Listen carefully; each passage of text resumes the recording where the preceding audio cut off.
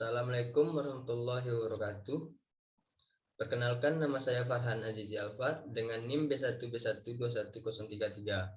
Baiklah, di sini saya akan berbicara mengenai dasar-dasar filsafat. Istilah filsafat yang merupakan terjemahan dari filologi yang berasal dari bahasa Yunani philop, love of, dan sophia, wisdom. Jadi secara etimologis, filsafat artinya cinta atau gemar akan kebajikan. Sedangkan menurut Plato, seorang filsuf Yunani yang terkenal dan juga murid Socrates serta guru Aristoteles, ini mendefinisikan filsafat adalah pengetahuan yang berminat mencapai kebenaran yang asli. Sedangkan menurut Aristoteles, filsafat adalah ilmu pengetahuan yang meliputi kebenaran mengenai ilmu-ilmu metafisika, logika, retorika, etika, ekonomi, politik, dan estetika. Menurut dia, ilmu filsafat itu adalah ilmu yang mencari kebenaran pertama. Ilmu tentang segala yang ada, yang menunjukkan ada, yang mengadakan sebagai penggerak pertama. Sejarah munculnya filsafat lahir dari proses pergeseran mitos ke logos yang terdiri atas sikap keheranan. Banyak filsuf yang menyatakan bahwa heran manusia sebagai pendorong timbulnya filsafat. Keheranan menyebabkan manusia berpikir untuk mendapatkan jawaban mengapa demikian. Kesangsian. Augustinus dan Rene Descartes menyatakan bahwa kesangsian merupakan sumber utama pemikiran. Manusia heran, kemudian ragu-ragu dengan kemampuan indranya, di mana kepastian dapat ditemukan. Untuk itulah manusia kemudian berpikir secara mendalam dan konferensif, termasuk sanksi akan mitos ataupun dongeng. Kesadaran akan keterbatasan, manusia menyadari bahwa dirinya sangat kecil dan lemah, terutama jika dibandingkan dengan alam sekelilingnya. Manusia merasa dirinya memiliki kemampuan yang sangat terutama pada saat menghadapi penderitaan. Dengan kesadaran akan keterbatasannya, manusia mulai memikirkan bahwa di luar manusia yang terbatas pasti ada sesuatu yang tidak terbatas. Manusia memiliki rasa kagum atau tauma pada alam semesta dan isinya. Manusia merupakan makhluk yang memiliki rasa kagum pada apa yang diciptakan oleh Sang Pencipta. Kekaguman tersebut kemudian mendorong manusia untuk berusaha mengetahui alam semesta itu sebenarnya apa. Bagaimana asal-usulnya. Ia juga berusaha mengetahui dirinya sendiri, mengenai eksistensi, hakikat, dan tujuan hidupnya. Objek material filsafat adalah segala sesuatu yang ada, yang meliputi ada dalam kenyataan, ada dalam pikiran, ada yang ada dalam kemungkinan material. Filsafat dibagi menjadi material atau segala sesuatu yang ada mungkin yang ada atau mungkin ada, dan non material meliputi hal-hal yang abstrak dan psikis. Objek formal filsafat adalah hakikat dari segala sesuatu yang ada, sifat penelitian dengan penyidikan yang mendalam. Ciri-ciri filsafat dibagi menjadi beberapa. 1. Konferensif atau menyeluruh. 2. Mendasar atau radikal. 3. Konseptual. 4. Koheren dan konsisten. 5. Kritis. 6. Sistematis dan metodis. 7. Bebas. Dan yang terakhir, berpikir. Selanjutnya, manfaat mempelajari filsafat. 1. Filsafat mengajarkan kita untuk lebih mengenal diri sendiri secara totalitas. 2. Filsafat mengajarkan tentang hakikat alam semesta. Dan yang terakhir, filsafat mengajarkan tentang hakikat Tuhan. Selanjutnya, saya akan menjelaskan mengenai hubungan ilmu pengetahuan, filsafat, dan agama. Pengetahuan adalah menjelaskan tentang adanya suatu hal yang diperoleh secara biasa atau sehari-hari melalui pengalaman empiris, kesadaran logis, informasi, dan sebagainya. Tingkat pengetahuan. Pengetahuan biasanya tidak memandang betul-betul sebab-sebabnya, tidak menyelidiki objek sampai habis, tak bermetode, dan tak bersistem, biasanya berdasarkan pada pengalaman dan indrawi. Pengetahuan ilmiah atau pengetahuan sains adalah mementingkan sebab-sebabnya, menyelidiki objek selengkap-lengkapnya, bermetode dan bersistem.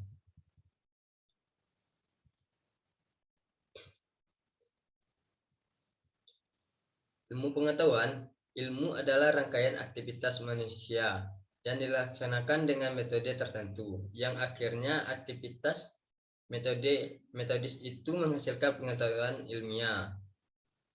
Ilmu adalah usaha pemahaman manusia mengenai kegiatan, struktur pembagian, hukum tentang hal ihwal yang diselidiki melalui penginderaan dan dibuktikan kebenarannya melalui riset.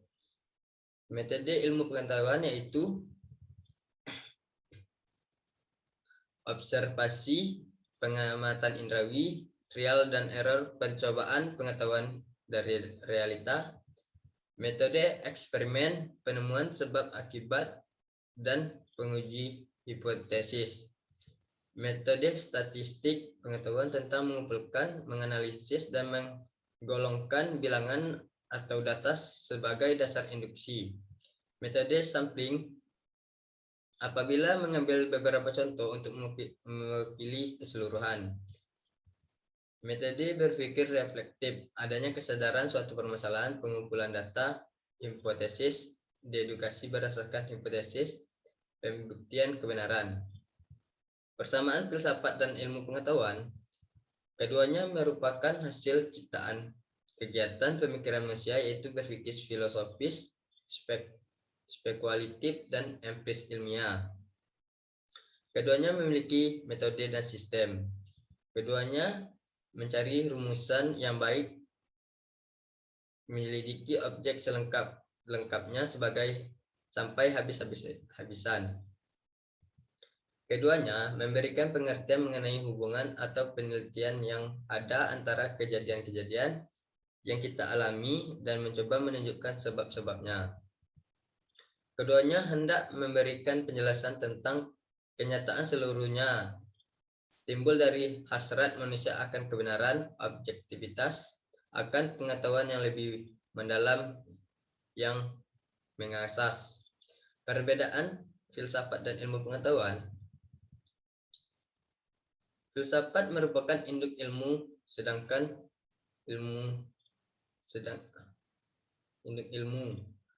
ilmu adalah anak filsafat. Filsafat sinoptis atau memandang dunia dan alam semesta sebagai keseluruhannya, menafsirkannya dan memahami secara langsung, sedangkan ilmu analitis atau memeriksa semua gejala melalui unsur-unsur terkecilnya untuk memperoleh gambaran senyatanya menurut bagiannya. Filsafat bukan saja menekan keadaan sebenarnya dari objek, melainkan juga bagaimana seharusnya objek itu. Manusia dan nilai merupakan faktor penting, sedangkan ilmu menekan fakta-fakta untuk melukiskan objeknya, netral dan mengabstrakkan faktor keinginan dan penilaian manusia. Filsafat meragukan dan memeriksa segala asumsi-asumsi, sedangkan ilmu memulai sesuatu dengan asumsi-asumsi. Filsafat menggunakan semua penemuan ilmu pengetahuan, menguji sesuatu berdasarkan pengalaman dengan memakai pemikiran, sedangkan ilmu menggunakan metode eksperimen yang terkontrol sebagai cara kerja dan sifat terpenting, menguji dengan menggunakan penginderaan. Hubungan filsafat dan ilmu pengetahuan. Banyaknya ahli filsafat yang memberikan sumbangan dalam pengembangan ilmu pengetahuan. Filsafat dan ilmu pengetahuan keduanya menggunakan metode reflective thinking di dalam menghadapi fakta-fakta dunia baru. Filsafat dan ilmu pengetahuan menunjukkan sikap kritis dan terbuka, serta memberikan perhatian yang tidak berat sebelah terhadap kebenaran. Keduanya tertarik terhadap pengetahuan yang terorganisis dan tersusun secara sistematis. Ilmu memberikan filsafat sejumlah bahan-bahan deskriptif dan faktual, serta esensi bagi pemikiran filsafat. Sedangkan agama berasal dari kata Sangsekerta, yaitu a dan gama. A berarti tidak dan gama yaitu kacau. Pengertian agama menunjukkan kepada jalan atau cara yang ditempuh untuk mencari keridhaan Tuhan. Peran filsafat dan agama. Peran filsafat terhadap agama adalah meluruskan filsafat yang spekulatif kebenaran mutlak yang ada pada agama. Peran filsafat terhadap agama adalah membantu keyakinan manusia terhadap kebenaran mutlak itu dengan pemikiran yang kritis dan logis. Jalinan filsafat, agama, dan ilmu. A. Titik persamaan. Sama-sama bertujuan untuk mencari kebenaran dengan menggunakan metode masing-masing. Perbedaan.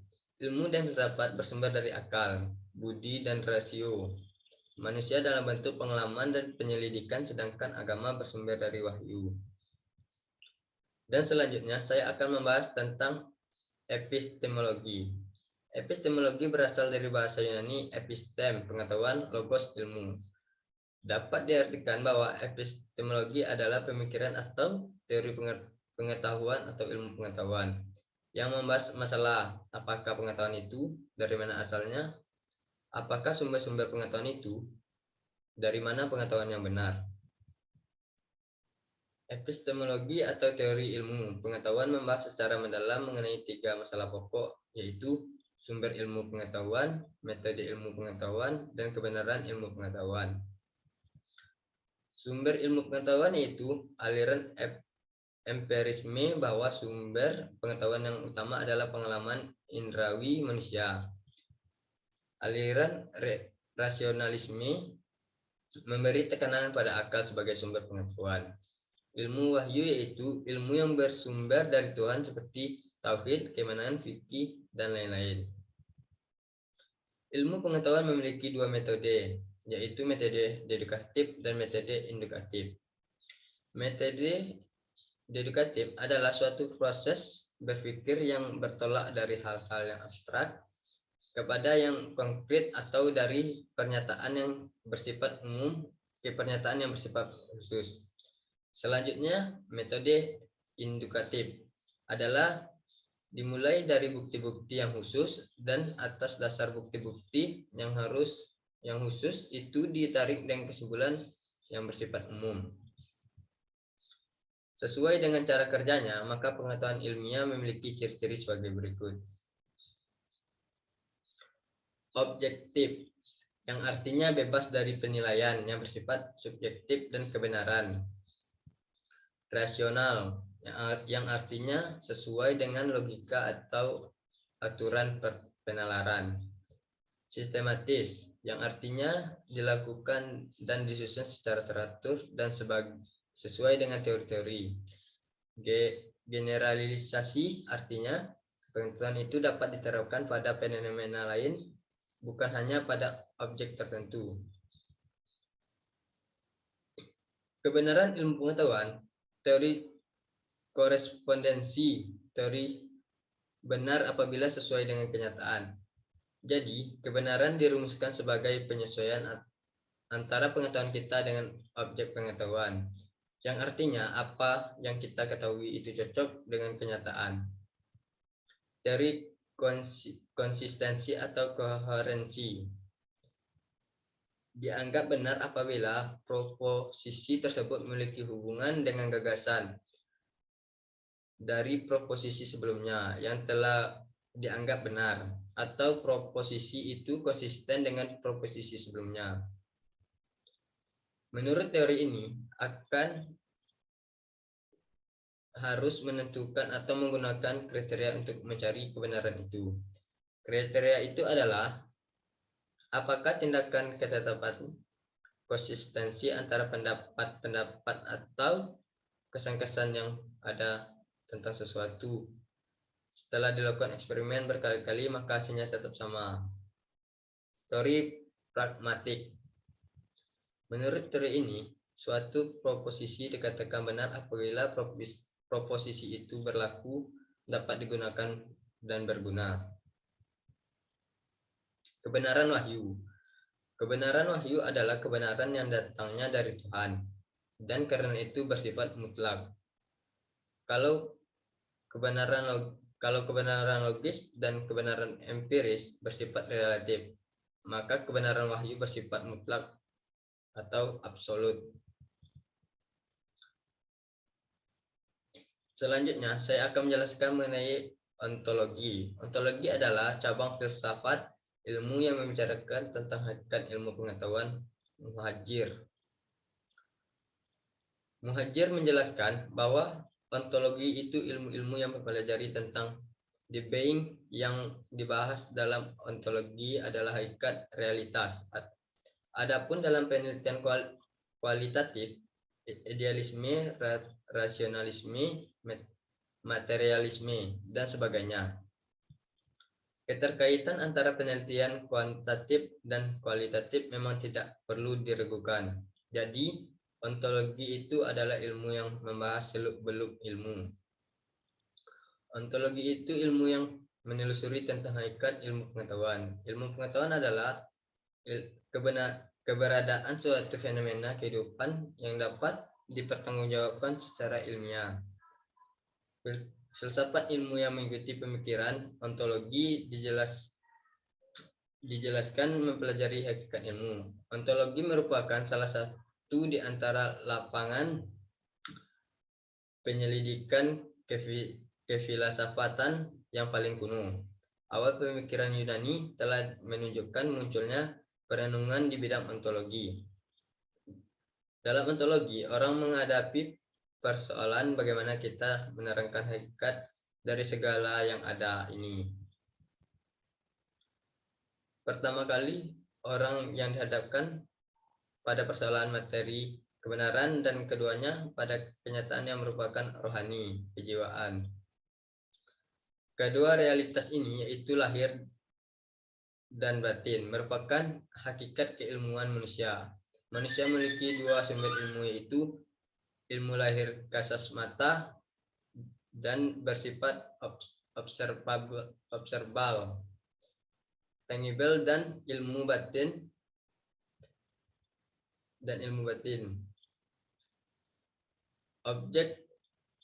Objek menjadi kajian dalam ontologi adalah realita yang ada. Ontologi adalah studi tentang yang ada secara universal. Dengan mencari pemikiran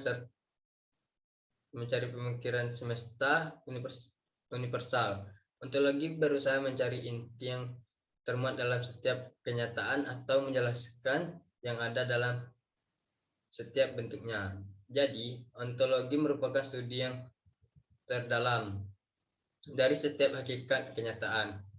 Misalnya, dapatkah manusia sesungguhnya memiliki suatu? Apakah ada Tuhan di dunia ini? Apakah nyata dalam hakikat material atau spiritual?